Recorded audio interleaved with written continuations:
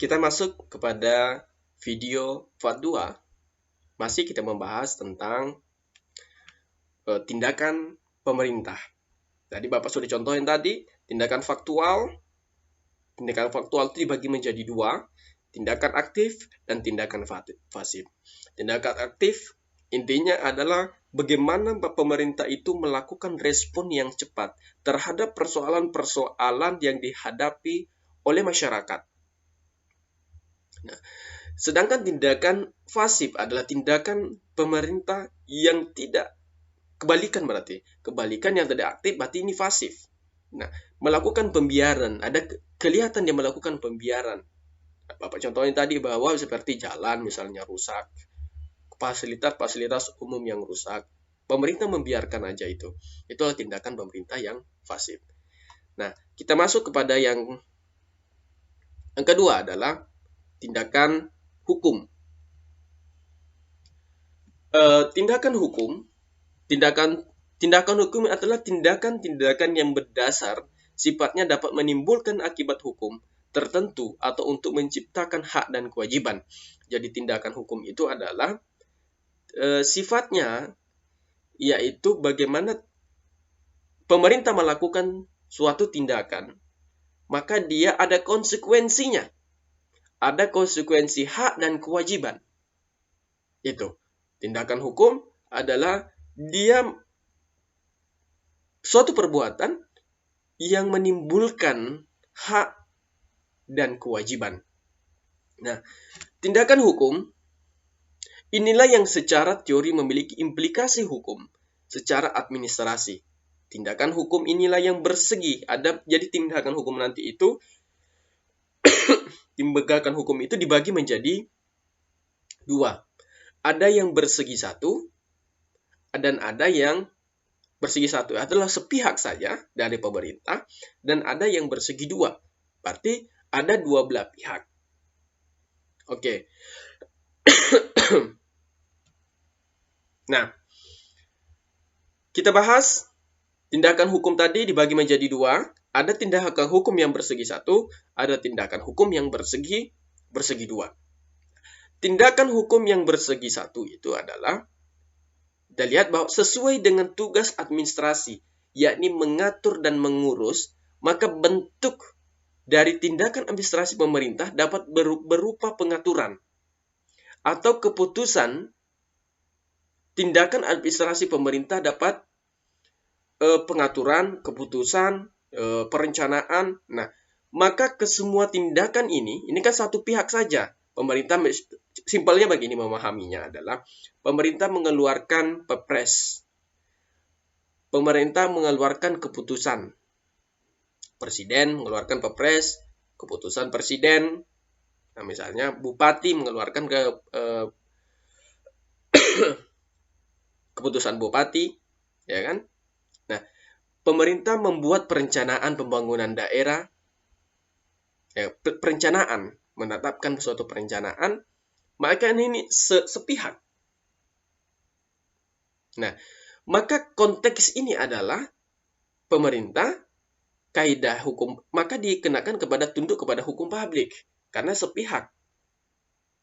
Ya, berarti ini dari pihak pemerintah saja untuk melakukan itu.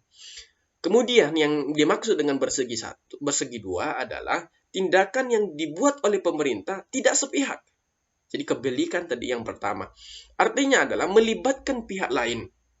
Contoh konkretnya dari tindakan ini adalah pemerintah melakukan kontrak dengan pihak swasta. Maka ini adalah bersegi satu, maka dia akan tunduk kepada nanti ranah pengaturan adalah keperdataan. Nah, contoh simpelnya adalah kontrak misalnya. Pemerintah dalam melakukan, apalagi dalam era saat ini adalah pemerintah melakukan dalam pembangunan tol. Mengenai tol, maka pemerintah bekerja sama dengan pihak swasta. Maka disitulah kontraknya adalah ada pihak dua untuk melakukan tindakan ini. Kontrak, maka dua pihak ini saling bersepakat. Pemerintah dalam melakukan pelayanan publik, Misalnya dengan konteksnya adalah pelayanan publik, misalnya rumah sakit, maka kan ada kontrak, ada hukum yang mengatur tentang itu. Nah, tidak semuanya dilakukan oleh pemerintah dengan segi keterbatasannya. Maka nanti ada konsep di sini adalah konsep, makanya sekarang itu diterapkan adalah konsep good governance. Good governance itu adalah praktek-praktek good governance itu, maka ada keterlibatan 3 unsur di sini.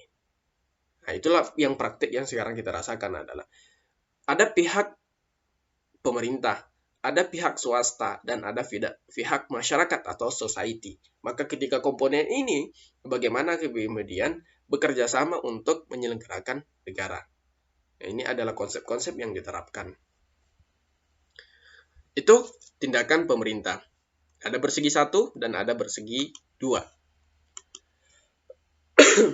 Nah, namun beberapa referensi mengatakan bahwa konteksnya bersegi 2 ini sebenarnya ada yang mengkritik bahwa bersegi 2 itu adalah tidak, sebenarnya juga ada yang mengatakan bahwa tindakan pemerintah itu cuma bersegi satu pihak saja, walaupun pemerintah itu melakukan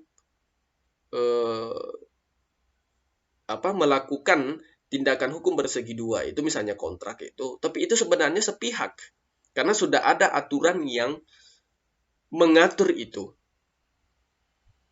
Nah, itu ada perbedaan daripada pendapat para ahli hukum terkait ini.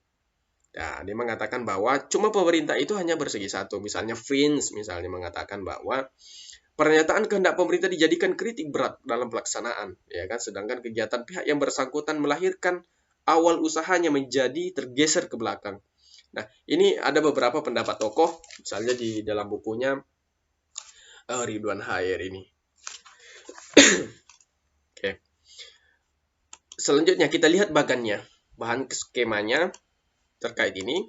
Kita lihat bahwa Bestuurhandeligen, tindakan-tindakan pemerintah, yaitu kan ini bagian dia yang Bapak tadi jelaskan bahwa ada tindakan hukum, tindakan-tindakan nyata, dan tindakan-tindakan hukum. Tindakan-tindakan hukum ini melahirkan dua konsekuensi. Apakah dia nanti karena hukum publik, maka dia tindakan-tindakan hukum publik, apakah tindakan-tindakan hukum pemerintah. Apakah pemerintah itu melakukan sesuatu itu berada pada hukum publik sesuaikan dengan kewenangan tadi, apakah dan tindakan hukum pemerintah itu maka ranahnya adalah hak.